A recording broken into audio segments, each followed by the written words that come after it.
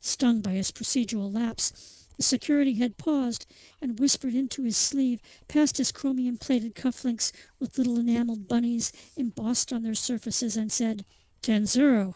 That's a big 10-0. It's time for the scum to do the perp walk. Taking a deep breath and exhaling slowly, his professional confidence restored, the security chief smiled as his bony labyrinth and earwax-clogged vestibule resonated to, "That's a big 10-4." Clearing a narrow path between the host of hateful humanity, but still ensuring good sightlines for the paparazzi and the YouTube crews, security thrust little Ben forward on the famed walk of perpetrators. Beneath her tiny bare little feet, little Ben read the roll call of famous names emblazoned in the concrete with little hand and little paw prints of felons and condemned who went before her. It was all a blur to little Ben, until one name became visible through her tearful eyes, the name of Beatrix Potter. Little Ben stumbled and fell as the horror of the Potter case rushed into her consciousness. Oh, poor dear Potter, innocent but executed just the same for the crime of cuteness, and in the name of justice needed doing, recalled little Ben.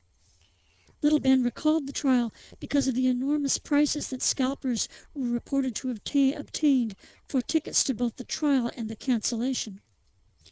Dragged again to her feet, she was thrust forward by calloused hands and brawny appendages as a Channel 11 grip held up before her naked bosom a little placard of painted squares of various colors of gray that flickered in the gloomy light in order to ensure that her delicate and chaste nipple would not be seen on prime time.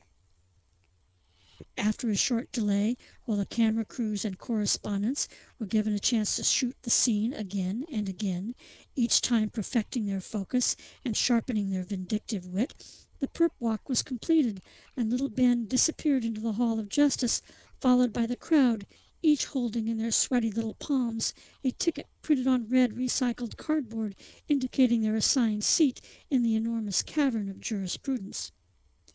As they passed through the security check, each patron of due process removed his shoe or her wooden leg or a prosthetic organ, pausing occasionally to hand their coiled rope, their Makarov or tar and pitch encrusted torch to a helpful security attendant.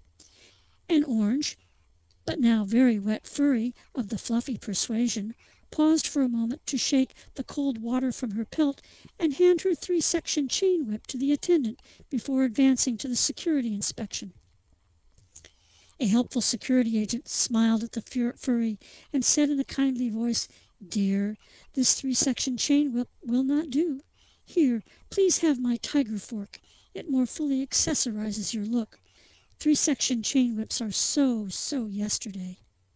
The orange furry smiled and received the gleaming tiger fork as if it had been an offering from the gods.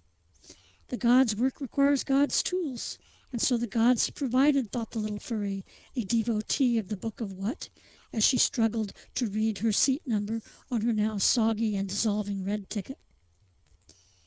By 10 o'clock the assemblage was seated in the crowded and now damp amphitheater. There had been confusion, and sharp words were heard as people sought their assigned seats, only to discover that their seat numbers were ineligible, or that ticket scalpers had sold forged tickets, often placing 20 or more avatars in the same seat. Kindly bailiffs, applying the gentle persuasion of cattle prods and stun grenades, finally managed to restore order. Vendors strolled the aisles, offering programs, souvenir pictures of little Ben, lengths of rope, either made of hemp or Kevlar, depending on their want, and providing those little bottles of spirits found on the first-class section of the Capital to Songono Express blimp. Suddenly, a deep, loud voice, often referred to as basso fundus, sounded in the hallway. "Oyez, oyez, oyez! All persons having business before the Honorable Court and Supreme Military Tribunal of Second Life are admonished to shut up, stand up, sober up, and cast their attention, for the court now be sitting. Gods, deities, and totems save Second Life and this honorable court and the guilty accused." The audience arose and became silent, except for the shuffling of feet and the metallic click of little tin tops being removed from tiny bottles of distilled spirits. There were a few murmurs of Kampai, Nozdrovia, and Proust as well. Judge Netherbottom, having changed into her judicial dress of a saffron-covered lycra body stocking covered by a modest full-length sable cape, whizzed into the courtroom, startling the crowds and eliciting gasps of admiration and fashion envy. She paused momentarily to brush the white wig powder from her shoulders, and before seating herself, she cast an eye upon the courtroom, attentive as always to the presence of assassins, guerrillas, and mechanics. Her mind drifted back to last month when she was the featured judge in Hitman magazine, which gave her a dead certain chance of winning re-election in the fall. The cough of the bailiff returned her to her senses. Honoré Millicent Netherbottom, Chief Justice of Second Life, Judge Advocate General of the Reserve Army, holder of the distinguished GED, daughter of migrant tinsmiths and pearl fishers, sat down, as did the assembled mob. The bailiff cried out, "Let the games begin!"